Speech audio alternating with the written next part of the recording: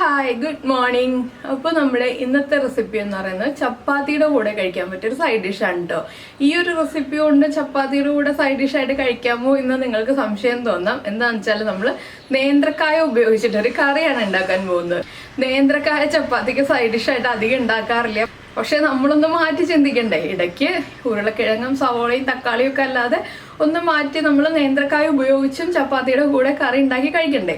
അപ്പോൾ എങ്ങനെയാണ് നമ്മുടെ നേന്ത്രക്കായ കറി തയ്യാറാക്കുന്നത് നോക്കാം. നമുക്ക് നമ്മുടെ ഇൻഗ്രീഡിയൻസ് നോക്കാം. ഞാനിപ്പോൾ ഒരു 3 നേന്ത്രക്കായ ഇതുപോലെ തിക്നെസ്സിൽ കട്ട് ചെയ്തെടുത്തിട്ടുണ്ട്. തൊലി മുഴുവൻ മാറ്റിയിട്ട് നേന്ത്രക്കായ അല്ലെങ്കിൽ ചെറിയ കായൽ നമുക്കിത് ചെയ്യാം കേട്ടോ. നമ്മൾ സാധാരണ തോരൻ വെക്കാൻ ഉപയോഗിക്കുന്ന കായൽ ചെയ്യാം. ഇത് നന്നായിട്ട് കഴുകി വൃത്തിയാക്കി എടുക്കുക. ആദ്യം തൊലി മാറ്റിയിട്ട് നമ്മളിതുപോലെ ചെറിയ പീസുകളായിട്ട് കട്ട് ചെയ്ത് കഴുകി വൃത്തിയാക്കി എടുക്കുക. പിന്നെ 2 മീഡിയം സവാള അല്ലെങ്കിൽ ഒരു വലിയ സവാള നീളത്തിൽ സ്ലൈസ് ചെയ്തെടുക്കുക. ഞാനിപ്പോൾ ചെറിയ സവാള ആയതുകൊണ്ട് 4 സവാള എടുത്തിട്ടുണ്ട്. ഒരു വലിയ തക്കാളിയും ഒരു ചെറിയ തക്കാളി എടുത്തിട്ടുണ്ട്. എൻ്റെ കയ്യിലുള്ള പച്ചമുളകിന് എരിവ് കൂടുതലായതുകൊണ്ട് ഞാൻ ഒരു പച്ചമുളകാണ് എടുത്തിട്ടുള്ളത്. പിന്നെ ഒരു ടേബിൾ സ്പൂൺ ഇഞ്ചിയും വെളുത്തുള്ളിയും ചോപ്പ് ചെയ്തെടുത്തിട്ടുണ്ട്. കുറച്ച് മല്ലിയില വേണം, പിന്നെ കുറച്ച് കറിവേപ്പില വേണം. അപ്പോൾ ആദ്യം നമുക്ക് ഈ കായ ഒന്ന് ഫ്രൈ ചെയ്തെടുക്കണം. അതിന് ശേഷം വേണം ബാക്കിയുള്ള കാര്യങ്ങൾ ചെയ്യാൻ. അപ്പോൾ നമുക്ക് ആദ്യം ഒരു പാൻ വെച്ചിട്ട് എണ്ണ ചൂടാക്കി എടുക്കാം. അപ്പോൾ ഞാനിപ്പോൾ പാൻ വെച്ചിട്ട് പാനിലേക്ക് അത്യാവശ്യം കുറച്ചധികം എണ്ണ ഒഴിച്ചു കൊടുത്തിട്ടുണ്ട്. എന്താണെന്ന് വെച്ചാൽ നമുക്ക് ഈ ഒരു എണ്ണയിൽ തന്നെയാണ് മസാല റെഡിയാക്കേണ്ടത്. അപ്പോൾ വെള്ളത്തിൽ നിന്ന് മാറ്റി എടുത്തിരിക്കുന്ന നമ്മുടെ കായ നമുക്ക് എണ്ണയിലേക്ക് ഇട്ട് കൊടുക്കാം. വെള്ളത്തിൽ നിന്ന് മാറ്റി വെച്ചിട്ട് ഒരു 2 മിനിറ്റ് കഴിഞ്ഞിട്ട് ഇട്ട് കൊടുക്കുകയാണ് നല്ലത്, അല്ലെങ്കിൽ പൊട്ടിത്തെറിക്കാൻ സാധ്യതയുണ്ട്. അപ്പോൾ നമുക്കിത് വേറെ മസാലകളൊന്നും ചേർക്കാനില്ല, ആദ്യം ഒന്ന് ഫ്രൈ ചെയ്തെടുക്കുക എന്നുള്ളതേ ഉള്ളൂ. ഇതൊന്ന് സ്പ്രെഡ് ചെയ്തിട്ടിട്ട് നമുക്ക് ഈ സമയത്ത് തക്കാളി മിക്സിയിൽ ഒന്ന് പൾസ് ചെയ്തെടുക്കുക, ചെറുതായിട്ട് കട്ട് ചെയ്തിട്ട്. എന്താണെന്ന് വെച്ചാൽ തക്കാളി നന്നായിട്ട് അരഞ്ഞു പോകണ്ട, തക്കാളിയുടെ ചെറിയ ചെറിയ പീസുകൾ നമുക്ക് കിട്ടണം. അപ്പോൾ ചോപ്പ് ചെയ്തെടുക്കുന്നതിനേക്കാൾ തക്കാളി ഒന്ന് പൾസ് ചെയ്തെടുക്കുന്നതാണ് നല്ലത്. ഇപ്പോൾ നമ്മുടെ കായൊക്കെ കുക്കായി വന്നിട്ട് ഇത്രയും മതി. ഇത് കണ്ടോ, ഈ ഒരു കളറായി വരുമ്പോൾ നമുക്ക് ഈ എണ്ണയിൽ നിന്ന് മാറ്റാം. ഞാൻ ചെറിയ ബർണറിൽ വെച്ചാണ് കേട്ടോ കുക്ക് ചെയ്യുന്നത്, വലിയ ബർണറിലല്ല. വലിയ ബർണറിൽ വയ്ക്കുമ്പോൾ വേഗം കളർ മാറിപ്പോവും, ഇൻസൈഡൊന്നും കറക്റ്റായിട്ട് കുക്കാവില്ല. ഇനി നമുക്ക് എണ്ണയിൽ നിന്ന് ഈ കായൊക്കെ മാറ്റാം. അപ്പോൾ നമ്മൾ അതേ എണ്ണയിൽ തന്നെ നമ്മുടെ കായ ഫ്രൈ ചെയ്തെടുത്ത അതേ എണ്ണയിലേക്ക് തന്നെ നമുക്കിനി ഫ്ലെയിം കുറച്ച് വെച്ചിട്ട് വേണം കടുക് ഇട്ട് കൊടുക്കാനായിട്ട്. 1 ടീസ്പൂൺ കടുക് ഇട്ട് കൊടുക്കുക. കടുക് ഒന്ന് പൊട്ടി വരട്ടെ. നമ്മുടെ കടുക് പൊട്ടി കഴിയാറായിട്ടുണ്ട്. ഇതിലേക്ക് നമുക്കൊരു 1/4 ടീസ്പൂൺ നല്ല ജീരകം, നമ്മുടെ ക്യൂമിൻ സീഡ്സ് ചേർത്ത് കൊടുക്കാം. 1/4 ടീസ്പൂൺ മതി. ജീരകം കടുകിൻ്റെ കൂടെ ചേർക്കരുത്. എന്താണെന്ന് വെച്ചാൽ ജീരകം കരിഞ്ഞു പോകും, അതുകൊണ്ടാണ്. അപ്പോൾ കടുക് പൊട്ടി കഴിയാറാകുമ്പോൾ മാത്രം ജീരകം ചേർക്കുക. ജീരകം പൊട്ടി തുടങ്ങി ഉടനെ തന്നെ നമ്മൾ നമ്മുടെ സവോള ചേർത്ത് കൊടുക്കുക. ഇനി സവോളയിലേക്ക് ഈ ഒരു മസാലയ്ക്ക് ആവശ്യമായിട്ടുള്ള ഉപ്പ്, ഞാനിപ്പോൾ 1 ടീസ്പൂൺ ഉപ്പ് ചേർത്ത് കൊടുക്കാൻ പോവാണ്. നമ്മുടെ കറിക്ക് മുഴുവൻ ആവശ്യമായിട്ടുള്ള ഉപ്പ് നമുക്കിപ്പോൾ ചേർത്ത് കൊടുക്കാം.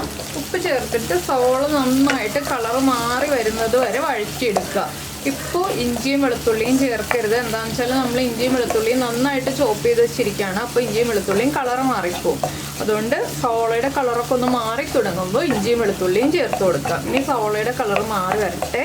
അപ്പോൾ നമ്മുടെ സവോളയുടെ കളർ ഇതാ ഈ ഒരു കളറായിട്ടുണ്ട്. ഇപ്പോൾ നമുക്കിനി ഇതിലേക്ക് നമ്മൾ എടുത്ത് വെച്ചിരിക്കുന്ന ഇഞ്ചി വെളുത്തുള്ളി, അതുപോലെ തന്നെ ഒന്ന് സ്പ്ലിറ്റ് ചെയ്ത് വെച്ചിരിക്കുന്ന പച്ചമുളക്, ഇത്രയും ചേർത്ത് കൊടുക്കാം. ഇനി ഇഞ്ചിയുടെയും വെളുത്തുള്ളിയുടെയും ആ ഒരു റോ ടേസ്റ്റ് മാറി വരുന്നത് വരെ വീണ്ടും ഇളക്കി കൊടുക്കുക. ഇപ്പോൾ ഞാൻ കുറച്ച് ഫ്ലെയിം കൂട്ടി വെച്ചിട്ടുണ്ട്. ഇഞ്ചിയും വെളുത്തുള്ളിയും കുക്കായി കഴിഞ്ഞിട്ട് നമുക്ക് ബാക്കിയുള്ള കാര്യങ്ങൾ ആഡ് ചെയ്ത് കൊടുക്കാം. ഇപ്പോൾ കണ്ടോ, നമ്മുടെ സവോളയുടെ കളറൊക്കെ മാറി ഒരു ബ്രൗൺ ഷെയ്ഡ് വന്നിട്ടുണ്ട്. ഇനി നമുക്കിതിലേക്ക് ആദ്യം മല്ലിപ്പൊടി ചേർത്ത് കൊടുക്കാം. 1 ടീസ്പൂണാണ് ഞാൻ മല്ലിപ്പൊടി ചേർത്ത് കൊടുക്കാൻ പോകുന്നത്. ലോ ഫ്ലെയിമിൽ വെച്ചിട്ട് വേണം പൊടികൾ ചേർക്കാൻ. മല്ലിപ്പൊടി ചേർത്ത് ഇളക്കിയിട്ട് ഉടനെ തന്നെ ഞാൻ അടുത്തത് ചേർക്കുന്നത് കാശ്മീരി ചില്ലി പൗഡറാണ്. കാശ്മീരി ചില്ലി പൗഡർ ആകുമ്പോൾ എരിവുണ്ടാവില്ല, കളർ മാത്രമേ ഉണ്ടാവുള്ളൂ. അതും 1 ടീസ്പൂണാണ് ചേർക്കുന്നത്. പിന്നെ നമ്മൾ ചേർക്കുന്നത് ഒരു 3/4 ടീസ്പൂൺ മഞ്ഞൾപ്പൊടി. അത്യാവശ്യം മഞ്ഞൾപ്പൊടി വേണം, നമ്മുടെ നേന്ത്രക്കായ ആയതുകൊണ്ട്. ഇനി പൊടികൾ ചേർത്ത് നന്നായിട്ടൊന്ന് ഇളക്കിയതിന് ശേഷം ഇതിലേക്ക് നമ്മൾ അരച്ചു വെച്ചിരിക്കുന്ന നമ്മുടെ തക്കാളി ചേർത്ത് കൊടുക്കാം.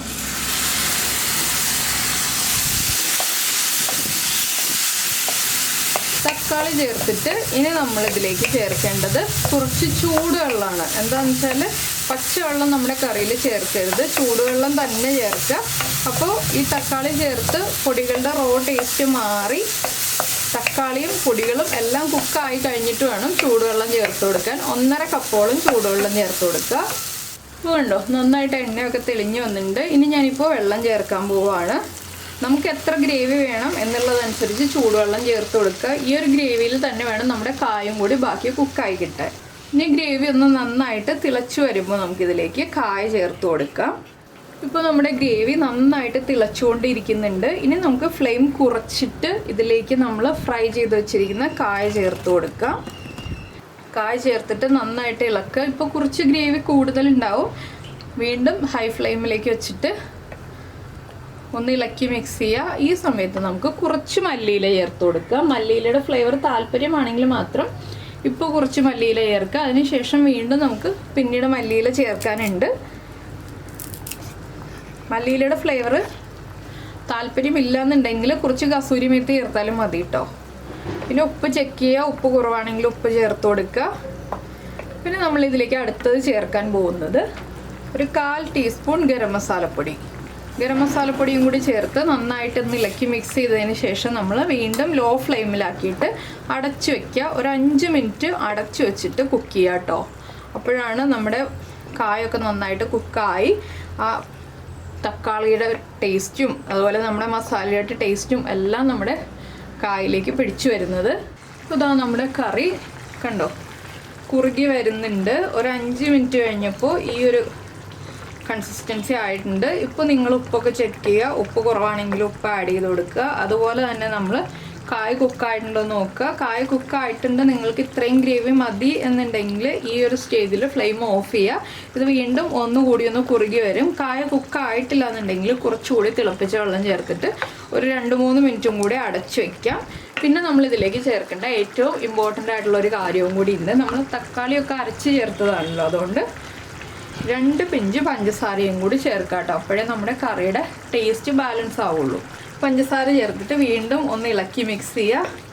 ഇനി നമുക്ക് ഇത്രയും ഗ്രേവി വേണ്ട എന്നുണ്ടെങ്കിൽ ഒരു 2 മിനിറ്റ് ഒന്ന് തുറന്ന് വെച്ചിട്ടൊന്ന് തിളപ്പിച്ചെടുക്കുക. അപ്പോൾ ഞാനൊന്ന് തുറന്ന് വെച്ചിട്ട് തിളപ്പിച്ചെടുക്കാൻ പോവുകയാണ്. അപ്പോൾ ഇത്രയേ ഉള്ളൂ നമ്മുടെ കറിയുടെ പരിപാടി. അപ്പോൾ സാധാരണ നമ്മൾ നേന്ത്രക്കായ ഉപയോഗിച്ചിട്ട് ചപ്പാത്തിക്ക് കറി അങ്ങനെ ഉണ്ടാക്കാറില്ലല്ലോ. അപ്പോൾ നിങ്ങൾക്ക് ഈ ഒരു റെസിപ്പി ഇഷ്ടമായി എന്നുണ്ടെങ്കിൽ ഉറപ്പായിട്ടും ചപ്പാത്തിയുടെ കൂടെ ഈ ഒരു റെസിപ്പി ട്രൈ ചെയ്ത് നോക്കിക്കോളൂ. ചപ്പാത്തിക്ക് നല്ല കോമ്പിനേഷനാണ്. ചപ്പാത്തിയുടെ കൂടെയാണ് കേട്ടോ ഏറ്റവും നല്ല കോമ്പിനേഷൻ വരുന്നത്. അപ്പോൾ എന്തായാലും എല്ലാവരും ഈ റെസിപ്പി ട്രൈ ചെയ്ത് നോക്കും എന്ന് വിചാരിക്കുന്നു. പിന്നെ നമ്മുടെ ചാനൽ ആദ്യമായിട്ട് കാണുകയാണ്, നമ്മുടെ വീഡിയോ പ്രസൻറ്റ് ചെയ്യുന്ന രീതിയൊക്കെ ഇഷ്ടമായി എന്നുണ്ടെങ്കിൽ നമ്മുടെ ചാനലൊന്ന് സബ്സ്ക്രൈബ് ചെയ്ത് സപ്പോർട്ട് ചെയ്യണേ. ഇപ്പോൾ ഉണ്ടോ നമ്മൾ നനക്കാതെ വെച്ചിട്ടുണ്ടെങ്കിൽ എണ്ണയൊക്കെ തെളിഞ്ഞു വരും. ആദ്യം നമുക്ക് കാണുമ്പോൾ കുറേ എണ്ണയുള്ള പോലെ തോന്നും, പക്ഷേ ആവശ്യത്തിന് എണ്ണയുള്ളൂ. സബ്സ്ക്രൈബ് ചെയ്യുന്നതിന് ഈ വീഡിയോയുടെ താഴെയുള്ള റെഡ് സബ്സ്ക്രൈബ് ബട്ടൺ ഒന്ന് ക്ലിക്ക് ചെയ്യുക. അതിൻ്റെ റൈറ്റ് സൈഡിലുള്ള ബെല്ലൈക്കണം ക്ലിക്ക് ചെയ്യുക. അപ്പോൾ ഓൾ എന്ന് പറഞ്ഞിട്ടൊരു ഓപ്ഷൻ കാണാം. ആ ഓളും കൂടി പ്രസ് ചെയ്തിട്ടുണ്ടെങ്കിൽ ഞാൻ എപ്പോഴും വീഡിയോ അപ്ലോഡ് ചെയ്യുമ്പോൾ നിങ്ങൾക്ക് നോട്ടിഫിക്കേഷൻ വരും. പിന്നെ നിങ്ങൾക്ക് ഈ ഒരു റെസിപ്പി ഇഷ്ടമായി എന്നുണ്ടെങ്കിൽ ഒന്ന് ലൈക്ക് ചെയ്യാനും കമൻറ്റ് ചെയ്യാനും മറന്നു പോകരുത് കേട്ടോ. ലാസ്റ്റ് നമ്മൾ കുറച്ച് മല്ലിയിലയും കൂടി ഇട്ടിട്ട് ഒന്ന് ഗാർണിഷ് ചെയ്യും. ഞാൻ ഫ്ലെയിം ഓഫ് ചെയ്യാണ്. കഷ്ണങ്ങളൊന്നും ഉടഞ്ഞു പോയിട്ടില്ല. ഉടഞ്ഞു പോവാതെ നമ്മൾ ഒന്ന് ശ്രദ്ധിച്ച് ഇളക്കി കൊടുക്കുക. കുറച്ച് മല്ലിയില ഇട്ടിട്ട് ഒന്ന് ഗാർണിഷ് ചെയ്യാം. അപ്പോൾ എല്ലാവരും ട്രൈ ചെയ്ത് നോക്കാം കേട്ടോ. നമുക്ക് നമ്മുടെ അടുത്തൊരു റെസിപ്പിയുമായിട്ട് അടുത്ത ദിവസം വീണ്ടും കാണാം.